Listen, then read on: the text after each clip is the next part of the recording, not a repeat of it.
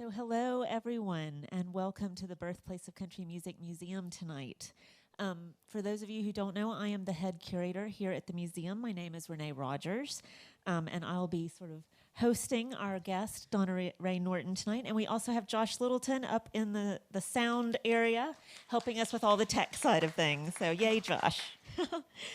We're really excited to have Donna Ray Norton here. She'll be talking to us and singing about murder ballads tonight, which is a really appropriate topic for October, spooky season. Spooky season. Spooky season. It's my favorite season. Yes. And, you know, for any true crime aficionados like myself who listen to too many scary podcasts, this will be just the perfect program. But before we get started, just a few housekeeping details. For those of you who don't know, the restrooms are just down the hallway there, so they're just on the left. The front of the museum will be locked in about 10 minutes, so if you do need to leave early, that is fine, but just go out the side door just outside of the performance theater instead of out the front.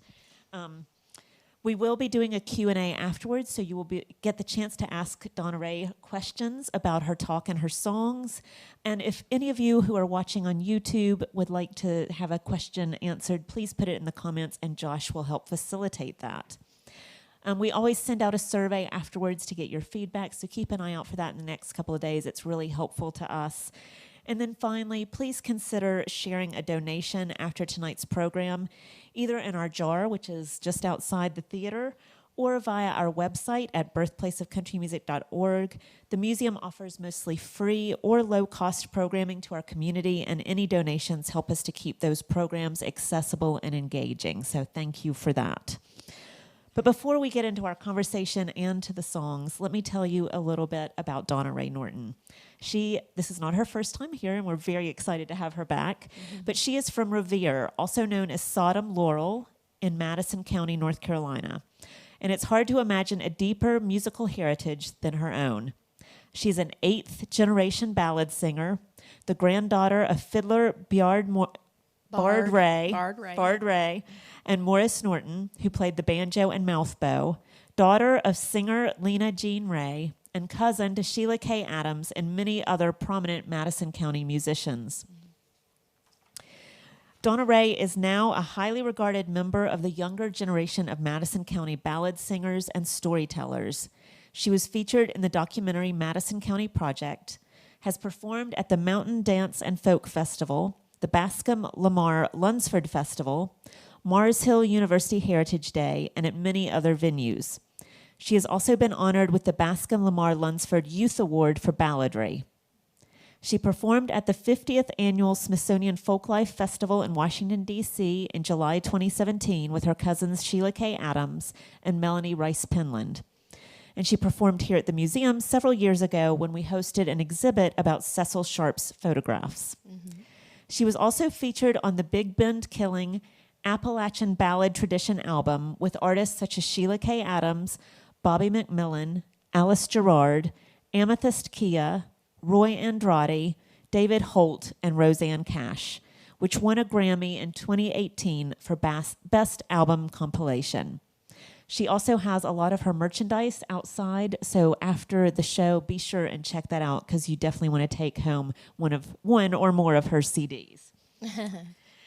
So now, we are just very thrilled to have you here with us, Donna Ray. Well, it's always great to have you here. Thank you. It's good to be back. Thank you. I'm glad you guys are here. And before we jump into murder ballads, Yes. just tell us first a little bit about what it means to be an 8th-generation ballad singer, how you developed the skills of balladry, and how you, beyond what I've just talked about, how you share those ballads with others, because I know you do a lot more than what I've just talked about. So it's not any pressure at all being an 8th-generation ballad singer and having all these other people that everybody knows coming before you, you know. It definitely means a whole lot to me. My mother just passed away in 2021, and so I always, my new thing now is I didn't really inherit any land or money or a house or anything like that, so this is sort of like my inheritance. And so I'm just going to sing till I can't sing anymore.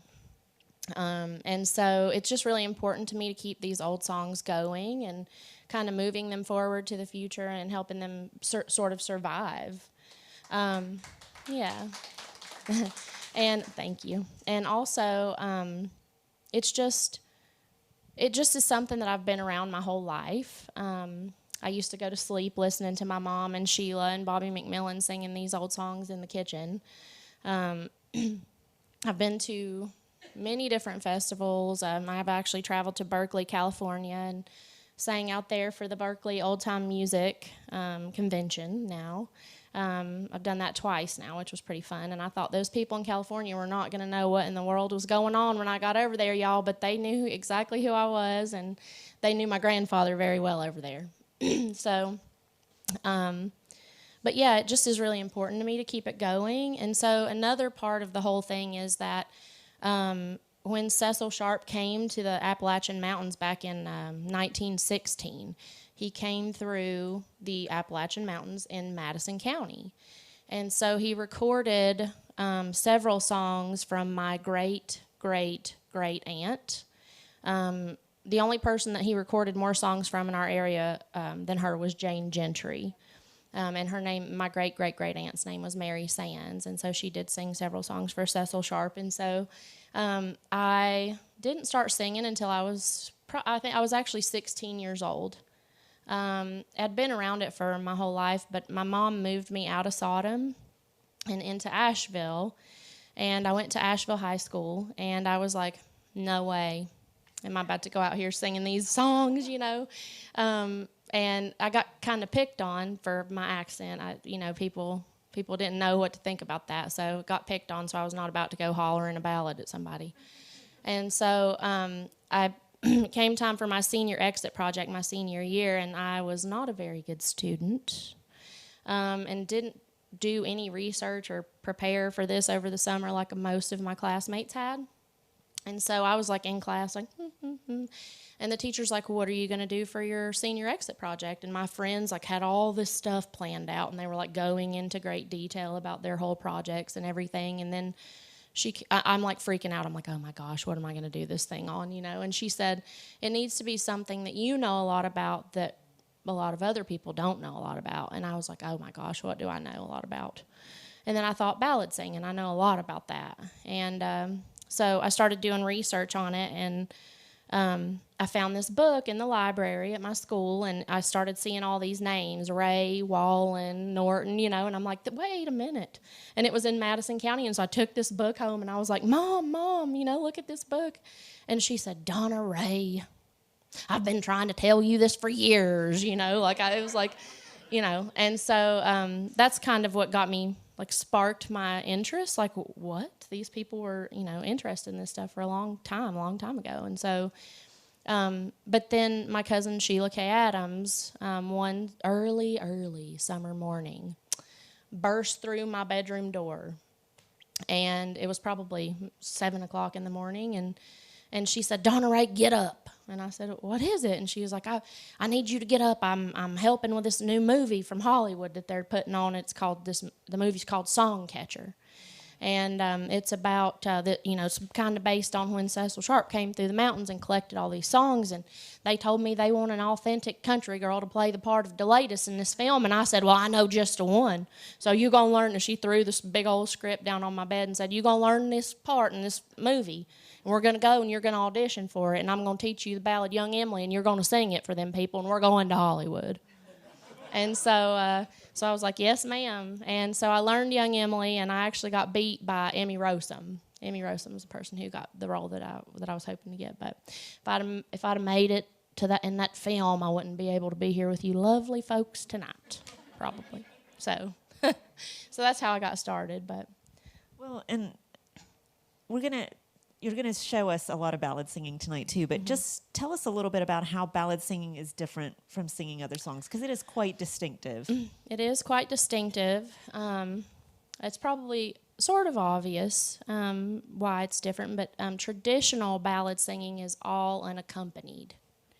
And so a ballad is a story told in song, and you can usually follow along with it really well. And it's, you don't have any musical accompaniment behind you, so it's really hard to remember all those lines and the inflections and the lines and that sort of thing. And so I close my eyes a lot of times because if I get distracted in any way, I'm going to forget or mess up or something like that. And you don't have, when you're doing that and you're not singing with somebody else or singing with a band, you don't have anybody to pick up slack when you mess up, and it's just right there. It's all you get. And I've sang several times, and I've completely forgotten the whole song I was singing. Like, it just totally went out the window, and I was like, "Well, that's all I got of that one. We'll come back to her if we can remember it later." But so that's one of the biggest things. But these songs have, like there's one song that we can trace back to like the 1600s. So that's probably the biggest thing that makes them different. Yeah, and I think that's one of the things when we had the Cecil Sharp exhibit here, that we traced a song that the Carter family sang here in 1927, recorded, Storms Are on the Ocean, through books back to like you said, the 1600s, 17th century version in Scotland that had some of those same verses that had just carried through all the years and then appeared here in 1927, which is pretty cool. It is really cool. I mean, if you think about it, like how, and everybody always asks, like, how do these songs stay alive, And it's like, well, it's a story, or where did they come from, that sort of thing. But it's a story, and I believe you're, like, they didn't have, like, bards. You remember how to pronounce bard, but that's how, if you think about it, people back in the day, there were bards that would carry these stories through towns or countries or whatever, and they probably had to, remember them somehow. And what's the easiest way to remember something? You make up a rhyme about it, or, you hum a little tune while you're trying to, you're teaching your kids how to do their times tables, or, or the ABCs even, And I'm going to ask you to demonstrate a ballad just for us in a second. But first, can you tell people about the knee-to-knee idea of teaching ballads? Yes, it's so the way that we teach ballads is, and it's gotten a lot different over the years, only because there's not as many ballad singers. Sort of, they're starting to become more now, but there's not as many ballad singers as there once were. And so the way that we learned them is, let's say, hypothetically, like you and I were going to do some knee-to-knee. So you would be sitting right in front of me, and I would sing a verse from a ballad, and then you would sing that verse back to me. And then I would sing the second verse of that song, and you would sing the first verse and the second verse back to me. And then I would sing the third verse, you'd sing the first, second, and third verse back to me, which takes a really, really, really long time. Some of them have a lot of verses. Yeah, they do. And so I actually do teach. I've taught several students from Davidson College, and and during the pandemic that was hard, because we had, I taught these kids, some of them via Zoom lessons, and so my poor husband, he was having to sit there in the living room, and this one kid picked the longest song of all times ever, and I was on Zoom with that kid for like 3 hours every day that he called me. It was a good time. But he did great by the time he was finished. It was awesome. So why don't you go ahead and give us an example of one of these wonderful ballads? Mm-hmm.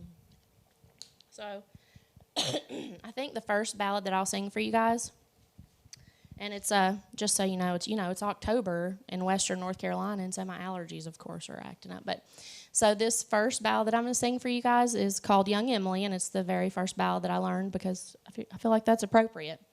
Now, this is a murder ballad. However, the woman is not the one that dies in this one, and that's shocking. Yes, and so just a thought. Also, before I said inst, is that a lot of the ballads, the woman does get the short end of the stick. But I feel like the ones that I've learned the most were the, like, strong women ballads, okay? And I think that's because I was a teenager in the 90s. So I'm going to sing you guys Young Emily. And I learned this from my cousin, Sheila K. Adams. Young Emily was a fair maid. She loved the driver boy. He drove in the main for some gold to gain. way down in the lowlands low. My father runs a public house all on yon riverside. Go ye, and enter in, and there this night abide. Oh, please don't tell them nothing. Don't ever let them know that your name it is young Edmund, who drove in the lowlands low. Young Edmund fell to drinking, then fell into bed. Little did he know that his sword that night would part his neck and head. Young Emily in her chambers, she had an awful dream. She dreamed she saw young Edmund's blood come flowing like a stream. Young Emily rose in the morning while putting on her clothes. Said, I'm going to look for my driver boy who drove in the lowlands low.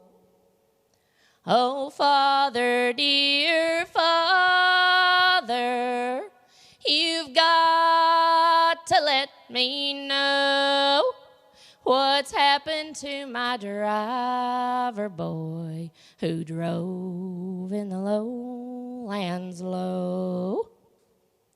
Oh, daughter, dear daughter, don't talk so loud and free. His gold is all for us to claim. His body's in the sea. Oh, Father, cruel Father, you'll die a public show for the murdering of my driver boy who drove in the lowlands low. See the coach on yonder mountain, a-moving to and fro. It reminds me of my driver boy who drove in the lowlands low. My true love's a-layin' in the ocean. The fish swim o'er his breast. His body's in a gentle motion. I pray that his soul's at rest. Young Emily.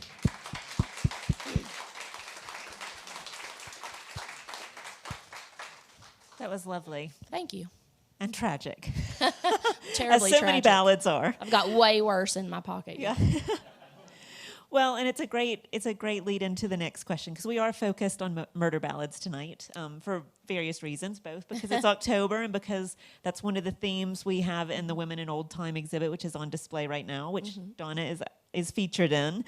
But tell us just a little bit about what murder ballads are and what are some of their origins.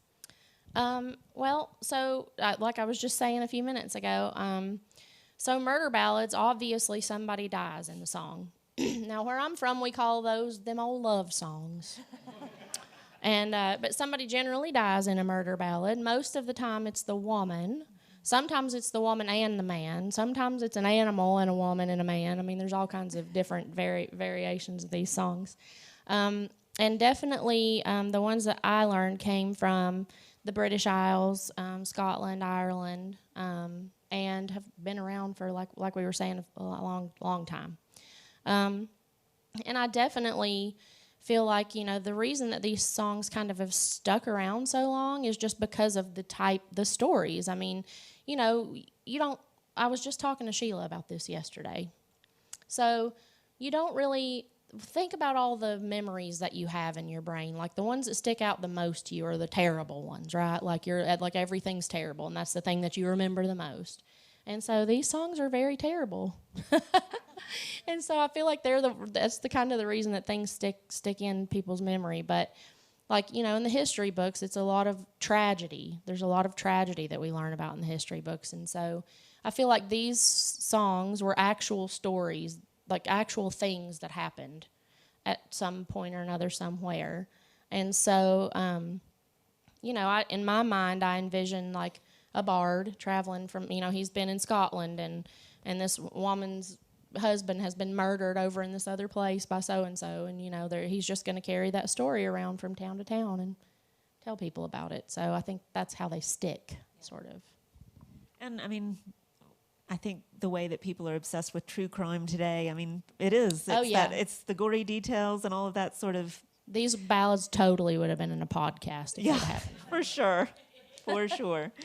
And like you said, the majority of the victims in murder ballads are women. Yes. And babies. Yes, or children. And, partly that is a reflection of the reality of what happens in domestic interactions. Yes. But, I mean, I think there's also a lot of speculation about there's purposes behind the fact that these stories are told and that women are in that position in them. Mm-hmm. Can you talk a little bit more about that? So I feel like, a lot of these songs, and like, why is it always the woman? And I think it's sort of like a warning to women, like to help them kind of remember why you shouldn't do things that are bad, I guess is the word, or is the way I would look at it, and why it's always women. It's a long time ago, women, and still today, a little bit, women are not considered equal to men a lot of times. And so, this was like, if the woman, if the woman and the man were having a relationship out of wedlock and the woman winds up pregnant, he's not going to get in trouble, but the woman's going to be scorned forever and she's shamed and all that. And so and the man is kind of going to have to deal with this woman for the rest of his life. So what's the easiest thing to do? Kill her, So like, I think it's that the women were not always created equal, I guess. And so that's why they always met their tragic end in these songs. And I think I remember when we were working on the Cecil Sharp exhibit that was actually what one of the ballad singers had said when they were being interviewed by Maud Carpels and Cecil Sharp, is that sometimes this was a way for women to understand the dangers that they might face in everyday life. Yes. That some of these songs helped to tell those, to share those warnings and those. This is why you don't do that. Yes. This is what could happen to you. Yeah. And too often it's about what the woman shouldn't do instead of maybe the man just shouldn't do the thing in the first place that kills her. Right, yeah. Exactly. But yeah, just that it was reflecting some of the reality and some of the dangers they might face. Yeah, absolutely, for sure. Like Fair and Tender Ladies is not a murder ballad, but that's a perfect example of that. Like, it's just literally, that song is a whole warning to women about why, and about how men are terrible and you should stay away from them, sort of. Be careful. Yeah, but nobody dies, so I'm not singing that one today. Well, and what's a murder ballad that you think sort of does a good job, besides Fair and Tender Ladies, of sort of being that sort of warning? What can you give us as an example of that? Okay.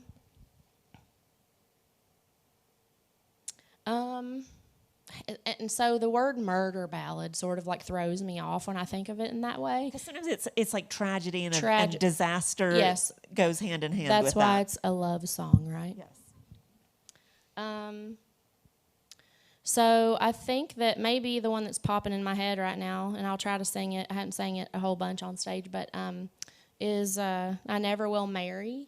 And so this poor lady's love's gone and left her, and nobody kills her, but something else happens. So I'll sing that one for y'all.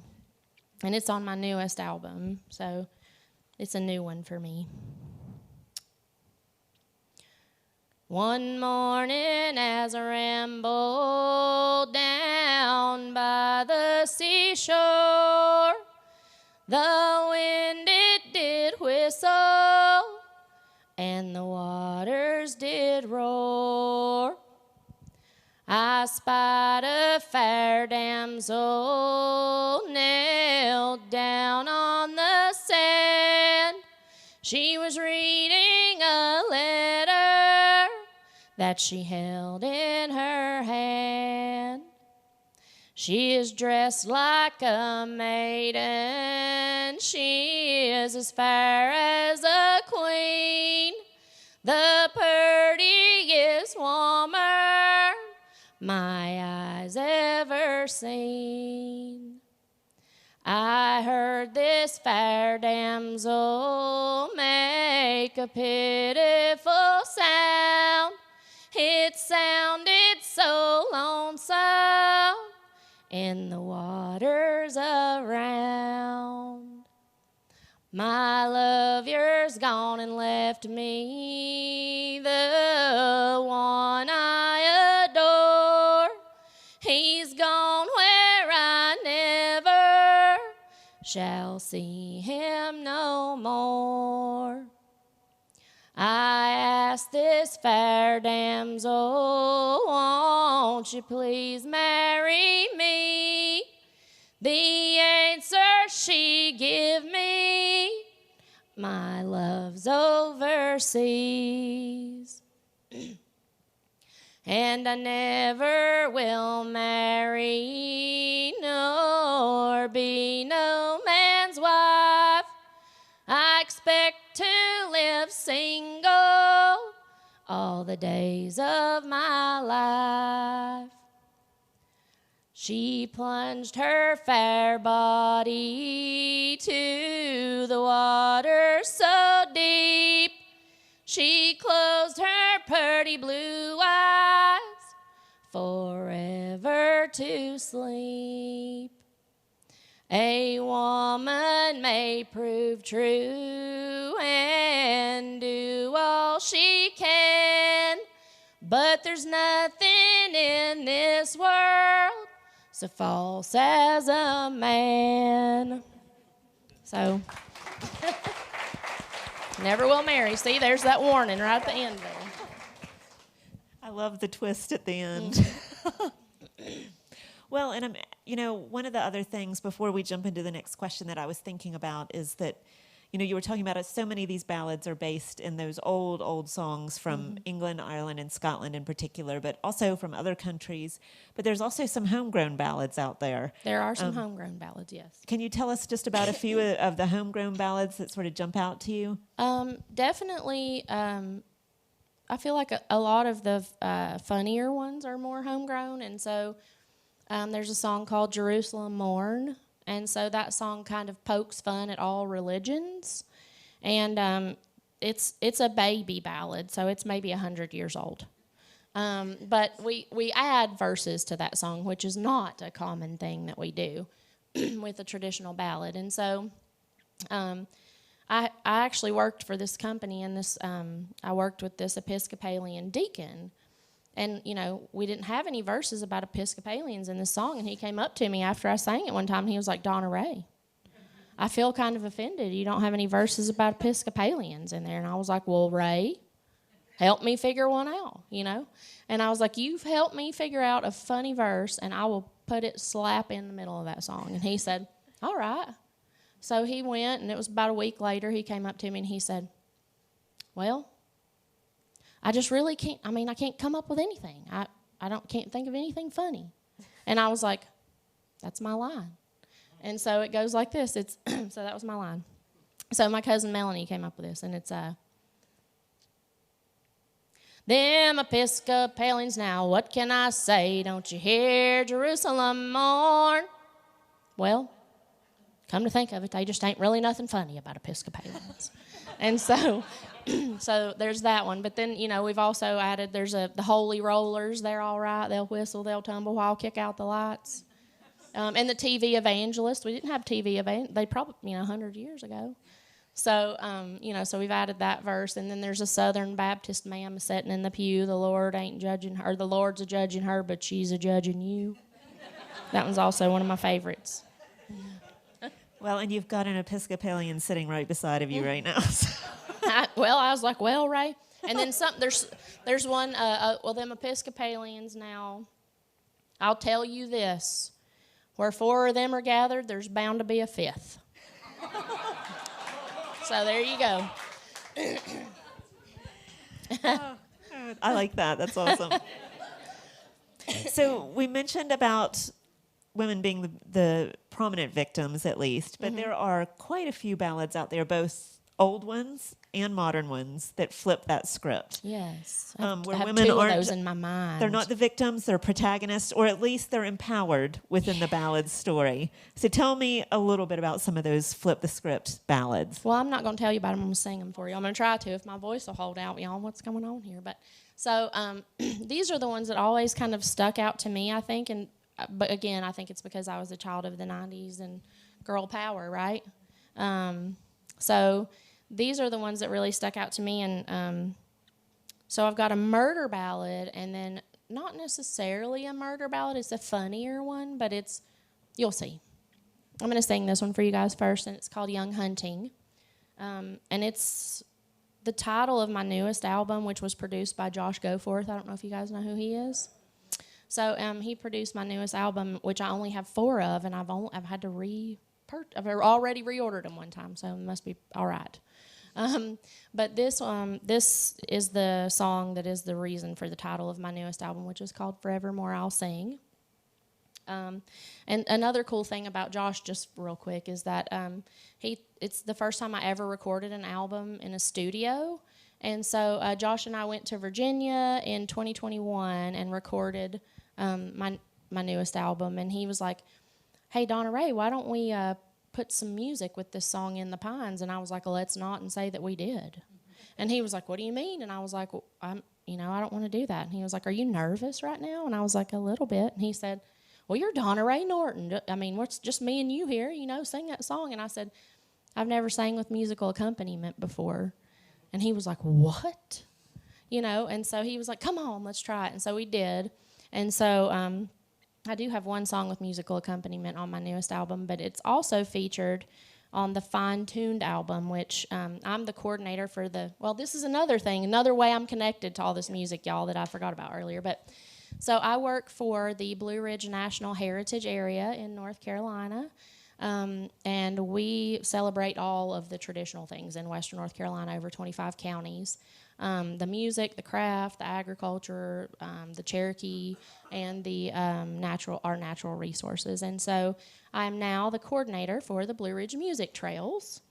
And so we just put out our very own album, and it's sort of a collaboration. So it's kind of like, where's all this music going? Like, where's it heading? Like, where's it going in the future? And so I'm the prototype for this album. So because Josh told Brandon, Donna Ray has never sang with music. That's insane. And singing with karaoke and doing karaoke is a whole lot different than singing with music, live music. That's just so. But it's a really neat album, and I actually just brought some for you guys to have in the gift shop here. But it's called Fine Tuned, and so I'm featured on that album. So yeah, we have the LP version, which yes, makes it even cooler. The LP, that's right.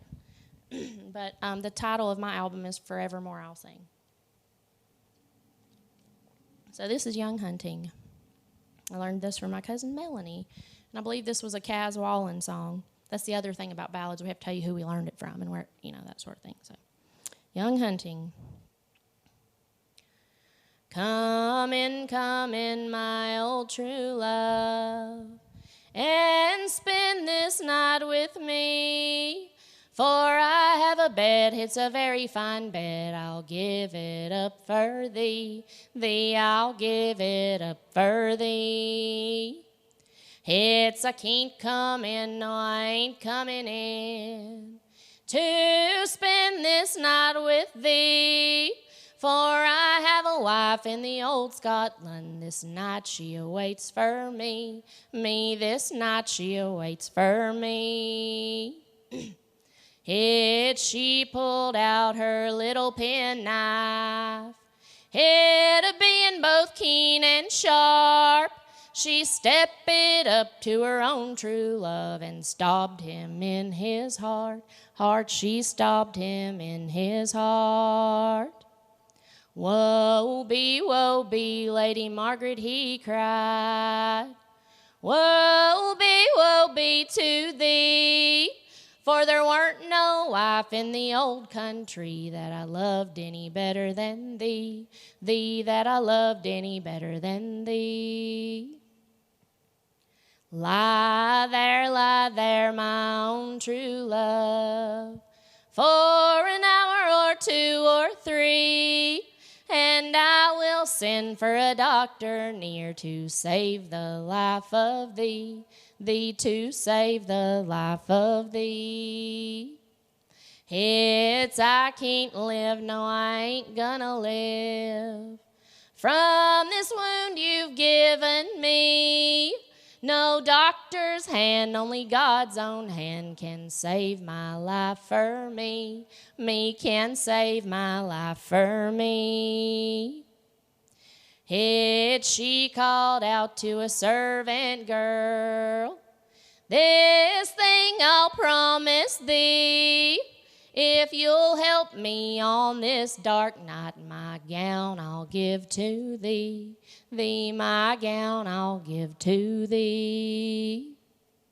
She gathered up his long yeller hair, and the other picked up his feet. They threw him in the old dry well, which was so cold and deep, which was so cold and deep. Lie there, my own false love, till the flesh rots off in your frame, and your little old wife in the old Scotland can mourn for your return. She can mourn for your return. Up spoke a pretty little bird from within the willow tree. Well, there weren't no wife in the old country that he loved any better than thee, that he loved any better than thee. Fly down, my pretty little bird, and perch upon my knee. I'll build for you a gilded cage, sure beats that willow tree, sure beats that willow tree. I can't fly down, no I ain't flying down, to perch upon thy knee, for you just murdered your own true love, the same you'd serve to me, the same you'd serve to me. I'll go and get my arrow and my bow, my arrow and my string. I'll shoot you through your tender little heart. You never more shall sing, you never more shall sing. While you go and get your arrow and your bow, your arrow and your string, I'll fly away on my 2 little wings, and forevermore I'll sing, yes, forevermore I'll sing.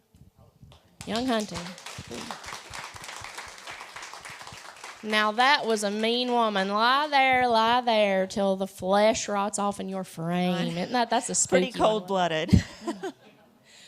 But it reminds me a little bit of Barbara Allen, not because there's a murder per se, but just the rejection and then the regret and all of those sort of emotions that you find in Barbara Allen. It sort of reminds me a little bit of that. I don't know that she really regretted that. No, I don't think this woman did. I feel like she was like, oh, well, lie there and I'll go get you a doctor. And he was like, I'm not going to live. And she was like, I know.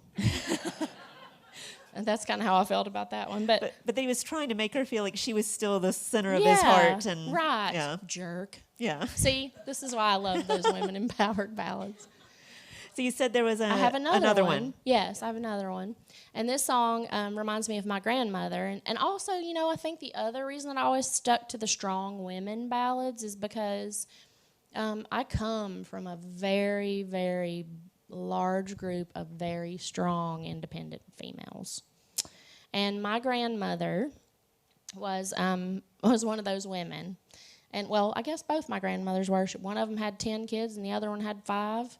And my grandmother, Nora, in particular, and also my great-grandmother, Rachel, Nora had to tend all the kids while my grandpa Bard was off playing music all over the country.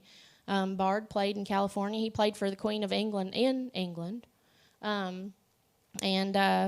You know, met the Rolling Stones in New York. Like, he was gone all the time. And so my grandmother was home taking care of the kids and doing all that sort of thing. And so this song really reminds me of her because she was kind of hard.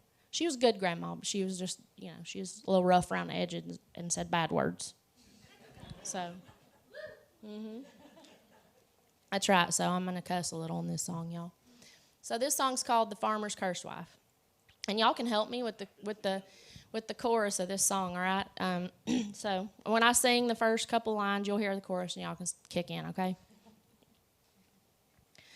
There was an old farmer lived over the hill, and if he ain't dead, he's a-living there still a-singing fi, fi, diddle-I, fi, diddle-I, diddle all day.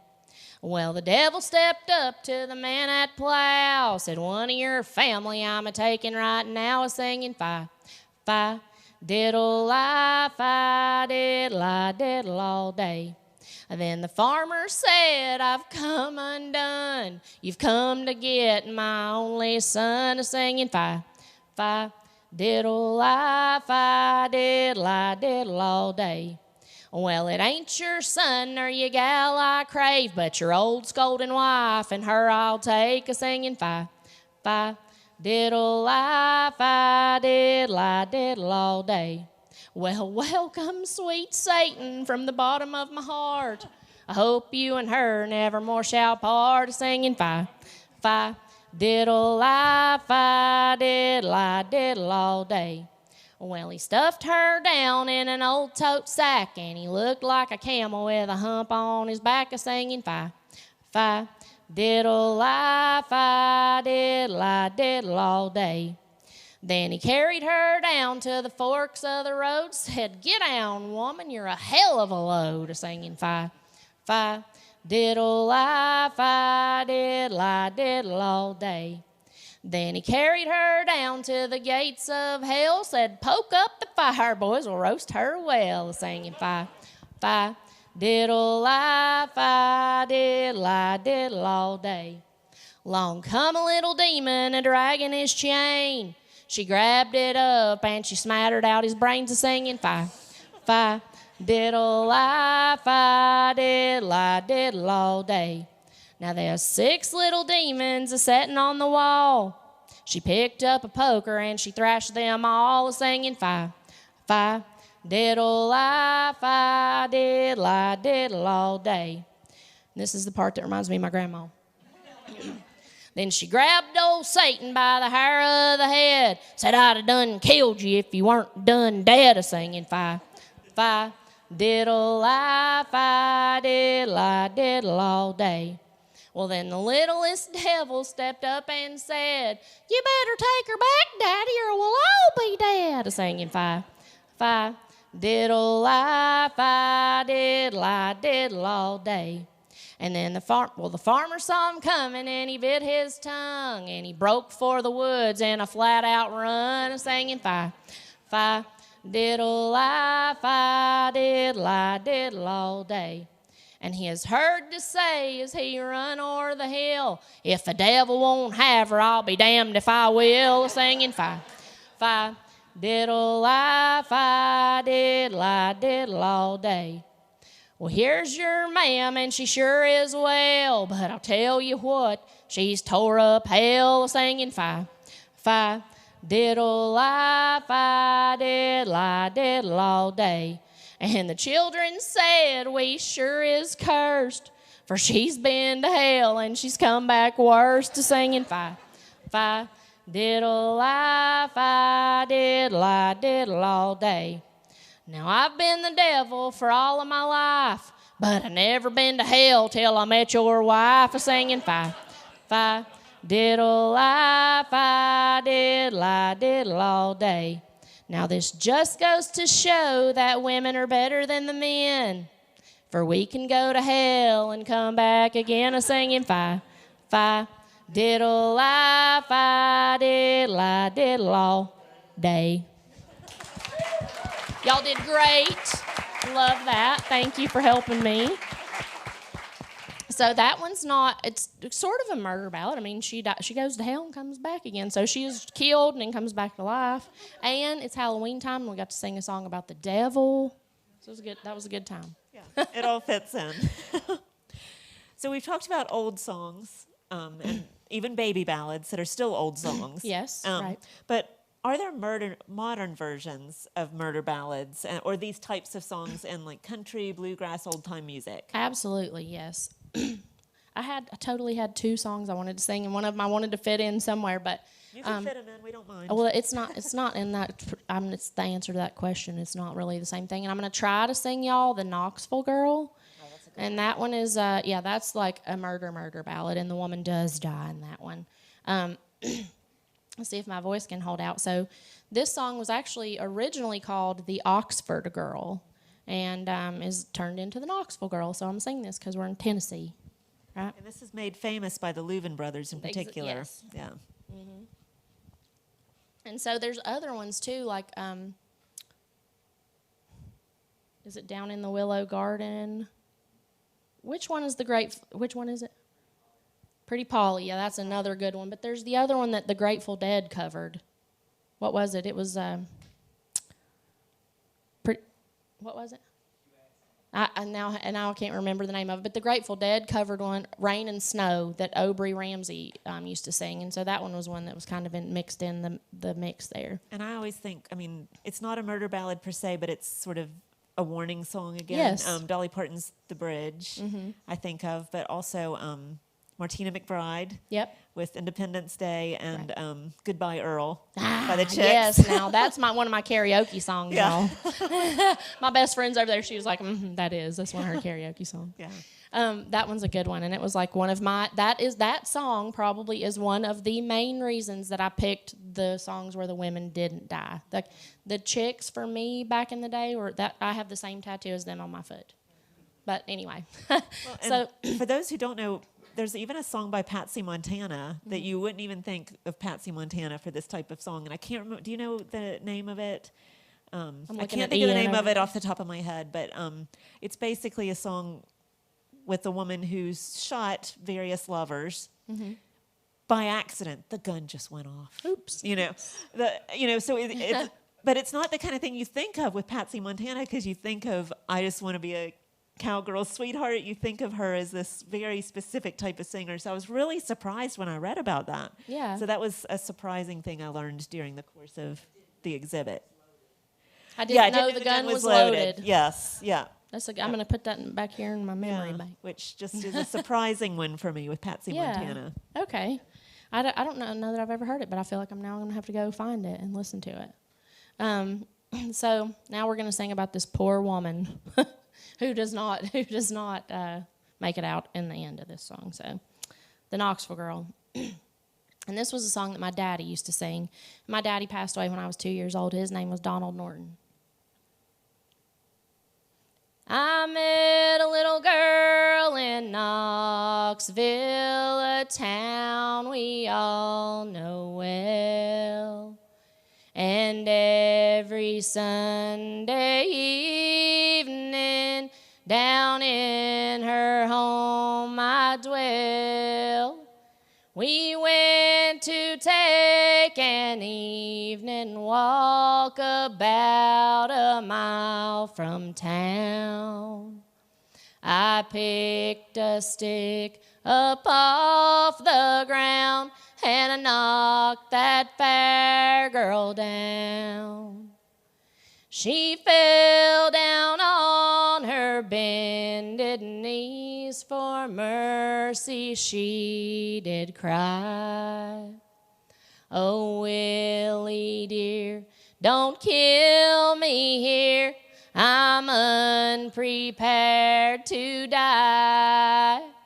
She never spoke another word. I only beat her more until the ground around me within her blood did flow. I threw her in the river that flows through Knoxville town. Wait, that's not right. Hold on. It's I only beat her more. Oh, I drug her by her golden curls, and I drug her round and round. I threw her in the river that flows through Knoxville town. Go down, you Knoxville girl with the dark and roving eyes. Go down, you Knoxville girl, you can never be my bride. I started back to Knoxville. I got there about midnight. My mother, she was worried and woke up in a fright, saying, dear son, what have you done to bloody your clothes so? I told my anxious mother that I was bleeding from my nose. I called for me a handkerchief to bind my aching head. I called for me a candle to light my way to bed. I tossed and tumbled the whole night through as troubles was for me. Like flames of hell around my bed and in my eyes can see. They carried me down to Knoxville and threw me in a cell. I'm here to, my friends all tried to get me out, but none could go my bail. I'm here to waste my life away down in this dirty old jail, because I murdered that Knoxville girl, that girl I loved so well.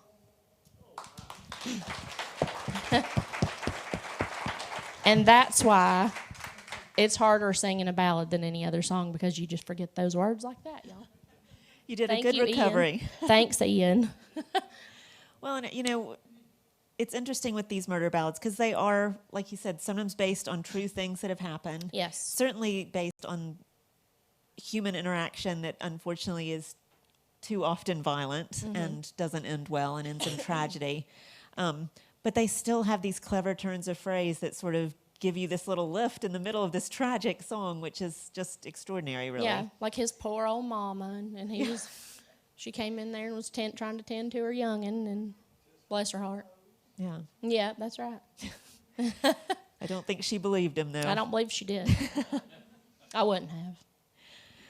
So we're nearing the end of the question, and is there anything else that you wanted to share with us before we jump into the Q&A with the audience? Well, I feel like I should sing Little Matthew Groves for y'all. Mm-hmm. It's one of our long-winded ballads, as Sheila calls them, long-winded. It's actually 5 minutes and 55 seconds, and is on my first album. Yeah, and it's a really popular one. Two people die in this song, and it's a good one, and I feel like it's perfect for Halloween. So I'll try to make it through this one. And this was another song that my dad used to sing. How peculiar! All right.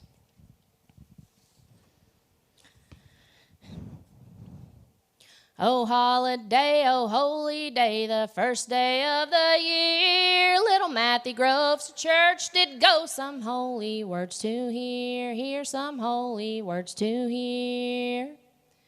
The first come down is dressed in red, the next come down in green. The next come down is Lord Daniel's wife, as fine as any queen, fine as any queen. She stepped up to little Matthew Groves, her eyes cast on the ground, said, please, oh please, come with me, stay as you pass through this town, as you pass through this town. I cannot stay, I dare not stay, for I fear it will cost my life, for I can tell by your finger rings that you're Lord Daniel's wife, you're Lord Daniel's wife. Lord Daniel's in some distant land, he's left me for to roam. He's taken all his merry men, and I am quite alone, and I am quite alone. Oh please, come with me, stay, I'll hide thee out of sight. I'll pleasure you beyond compare, and I'll sleep with you the night, I'll sleep with you the night. Her little footy page was a standing nearby, was a hearing every word was said. He said, before the sun goes down, Lord Daniel know what's said, Lord Daniel know what's said. He ran along the King's Highway, he swam against the tide, and before the sun went down that night, he was standing by Daniel's side, standing by Daniel's side. What news, my little footy page, what news do you bring to me? My tenants wrong, my castle burned, my wife with a baby, be my wife with a baby. No harm has come to your house or lands while you have been away, but little Matthew Groves is a hugging and a kissing on your fair lady gay, on your fair lady gay. If what you say is not the truth and false as false can be, I'll build a scaffold tower so high and hang it you will be, yes, hang it you will be. If what I say is not the truth and false as false can be, you need not build a scaffold tower, just hang me from a tree, just hang me from a tree. Lord Daniel called his merry men and bid them with him go, but warned them not a word to speak and not a horn to blow, yes, not a horn to blow. But riding with his merry men was one who'd wish no ill. He popped his bugle to his mouth and he blew it loud and shrill, he blew it loud and shrill. What's this, cried little Matthew Groves as he sat up in bed. I fear it is your husband's men, and I will soon be dead, and I will soon be dead. Oh, lay back down, little Matthew Groves, and keep my back from cold. It's nothing but my father's men a-calling their sheep to fold, a-calling their sheep to fold. So little Matthew Groves, he laid back down and soon fell off to sleep. When he woke up, Lord Daniel was standing at his bed feet, standing at his bed feet. Saying, how do you like my snow white pillow? Saying, how do you like my sheet? Saying, how do you like my pretty little woman that's a-laying in your arms asleep, laying in your arms asleep? Very well do I like your snow white pillow. Very well do I like your sheet. Much better do I like this pretty little woman that's a-layin' in my arms asleep, sleep, a-layin' in my arms asleep. Get up, Lord Daniel cried, and go put on your clothes. In England it shall never be said that I killed a naked man, that I killed a naked man. I won't get up, I can't get up, for I fear it will cost my life. For you have got two bitter swords, and I ain't got a knife, and I ain't got a knife. I know I've got two bitter swords, they cost me deep in purse. I'll give to you the best of them, and I will keep the worst, and I will keep the worst. The first swing that little Matthew made, he hurt Lord Daniel sore. The next swing that Lord Daniel made, little Matthew hit the floor, little Matthew hit the floor. Get up, my pretty little bride, and come sit on my knee, and tell me which you like the best, little Matthew Groves or me, little Matthew Groves or me. She looked up in Lord Daniel's face and saw his jutting chin, said, I wouldn't trade little Matthew Groves for you and all your kin, for you and all your kin. He took her by the lily white hand, and he led her across the hall. Then he pulled out his sword, and he cut off her head, and he kicked it against the wall, he kicked it against the wall. Go dig me a grave both wide and deep to bury these two in. Just kick little Matthew Groves over the side, but lower my sweet wife in, yes, lower my sweet wife in. Little Matthew Groves. I love that one so much. That's like the mother of all ballads in my mind, because I get goosebumps when I sing it. And you know, the part where ballad singers usually have a favorite line in a song, and my favorite is where she looks up in his face and sees his jutting chin, and she's like, I wouldn't trade little Matthew Groves for you and all your kin. That's a good one. Defiant to the That's end. right. Yeah. See, again, there we go. Strong woman again. So that was a great ending to this portion of tonight. But I'm sure that there's some questions from the audience. So if you would like to ask Donna anything, I'll bring the microphone up to you. And Josh, if there's anyone on YouTube, you can let us know. Who would like to ask a question? Don't be shy now, y'all. I've been up here this whole time. It seems that in recent times, you, Sheila Kay, Elizabeth Laprelle, are women ballad singers. Mm-hmm. Or is it a trait unique to women these days? Because I don't know of many men ballad singers. Well, I think that it was a lot more men in the beginning, but then it sort of kind of, the men like to play instruments and that sort of thing. And so, a lot of times they would sing songs that had musical accompaniment, but in my family anyway. And so the women were the ones who were singing these old love songs while they were working around the house, out in the garden, doing all those sorts of things, tending to the kids.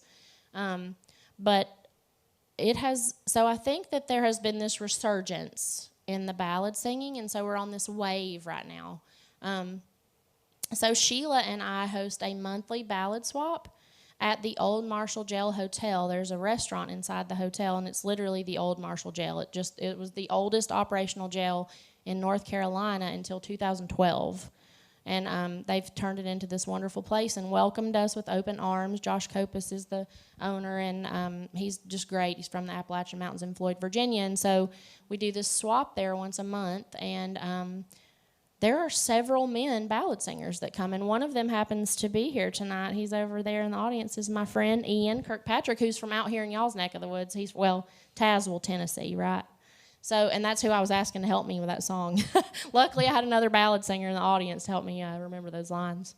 But yeah, it's definitely, I think it's kind of gone through spells. But yeah, there are a few men ballad singers, and Like I said, my dad used to sing those 2 songs that I sang for you last.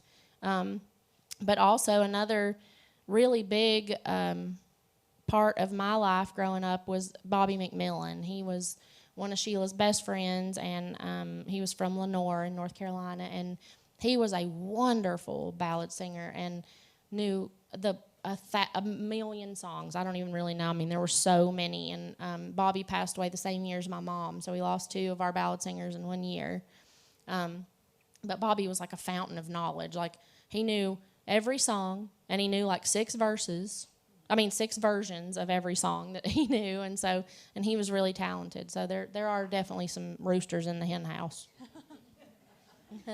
Well, and I think, mentioning how many versions that's the other thing, is that these songs, because they traveled, did sort of alter as they got passed down, and maybe got altered to the place in which they landed too. Mm-hmm. So that's really interesting. Yeah, my mom in particular, her name was Lena Jean Ray, and she went to college in New York City during the folk music revival of the 60s. And so her singing was much more, she had a more sing-songy, like high lilty, sort of like Jean Ritchie sound, but she really loved Joan Baez and Judy Collins and all that sort of thing. So her songs, and her version of Pretty Sarah is completely different than Kaz Wallen's version of Pretty Sarah, even though we're from the same exact community. So, yeah. Slightly different question, but there's used to be a group called the Real World String Band. There were 5 or 6 women, semi-local, but they did a song, Omi Done Got Wise, which I love. Omi Done Got Wise, yeah, I know all about Omi Wise, but that's really cool that they did it that way. That song, she rides off on her motorcycle and leaves the guy behind. Okay, it's quite a good song, if you can find a copy. So one of the guys that sings with us now is William Ritter, and he I used to wear my apron low is the song, and he has added a couple of verses at the end to that song like himself, because he just really didn't like the fact that the woman was getting the short end of the stick, and so he added a couple of verses at the end so she doesn't. Yeah, so I thought that was pretty cool. And for those of you who have been in the special exhibit, you'll know that we have the Real World String Band was one of the groups that we interviewed for the exhibit, and so they talked a little bit about Omi Wise. Mm-hmm. That's also another really good ballad. Yeah. Betty Smith used to sing that one all the time where we're from. Any other questions? I can't see everyone, so if you're yell if I'm missing you. Don't be shy, y'all.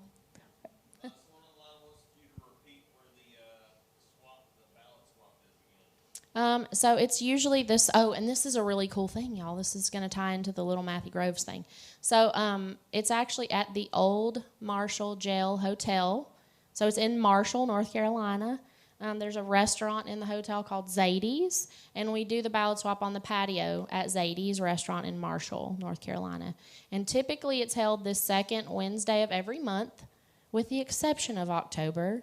It's going to be held on the 25th, because that's closer to Halloween, and all of us ballad singers are going to be dressing up like characters from our songs. Oh. So somebody in this room might be dressing up as the lady from Little Matthew Groves. That definitely sounds worth going to see, actually. Totally come. It's free, $5 burger night, too. Bring it on. Anyone else? Well, this has been an amazing night. I hope you all agree with me. So let's give a big hand to Donna Ray Norton. Thank you. Thank you. Thank you. Thank you for having me also. I appreciate you guys. Well, we've always enjoyed having you here a while ago, and we'll definitely have you back again. So we need to do a ballad swap out here, y'all. That is exactly what I was thinking, is ballad swap in the future, and maybe a ballad workshop too. Yeah. Because I'm no good at singing, but maybe I could do. You could totally. You don't have a ballad or two. The other thing about ballads is you don't have to be able to sing good to sing a ballad. You might not say that when you hear me need a knee. So. But. So thank you all so much for being here tonight. Thank you again to Donna Ray. For those of you who are in the region. We have a lot of cool things coming up at the museum still. One of the things I will say is if you haven't had a chance to explore the special exhibit, I've Endured Women in Old Time Music, please do explore that before December 31st when it closes here at the museum. That was created in-house. This programming tonight is part of that related programming to go along with that exhibit. We have quite a few other things happening, but it is well worth singing and seeing. Yes. But you'll see Donna Ray there. You'll see the Real World String Band. You'll see Sheila Kay. So it's definitely worth checking out. Yeah. But otherwise, a few of the things we have coming up. On Saturday, October 14th from 2 to 5 p.m., we have our monthly country jam that is open to all ages, experiences, just to come and make music together, country, blues, old time, bluegrass, whatever you want to play.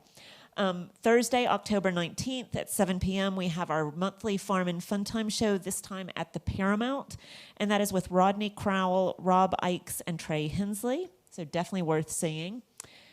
Saturday, October 28th, all day long, will be our annual community day at the museum, so that's free admission all day to the museum, along with several amazing family-friendly, kid-friendly, adult-friendly programming, including we're going to have Kathy Fink and Marcy Markser here doing rope tricks and yodeling and sing-alongs, and you can even try out some of the rope tricks yourself. They're going to have some extra rope so that you can try that out. And Marcy also owns a pair of Patsy Montana's cowboy boots, just FYI. We're also going to have an instrument petting zoo with Jukebox Jess and Bailey George. We're going to have spooky story time. It's going to be a great event. And then on Sunday, October 29th at 2:30 p.m., we're going to be at Bristol Regional Medical Center, so the local hospital, doing a screening of Kathy and Marcy's stage show, All Wigged Out the Musical, which is about Marcy's breast cancer journey. So this is Breast Cancer Awareness Month. So to go along with that, and those are all free programs except for Farm and Fun Time, which has a ticket price. But if you do give a donation for the Bristol Regional Medical Center All Wigged Out screening, that is going to go to the Patient Assistance Fund out at the hospital. So please put those on your calendar. We'd love to see you at more of our events. We've got a ton of more stuff coming up in November and then a ton more stuff in December. So there's a lot going on. But thank you again, Donna. It's been Thank wonderful. you. Thank you to the Thank you. audience.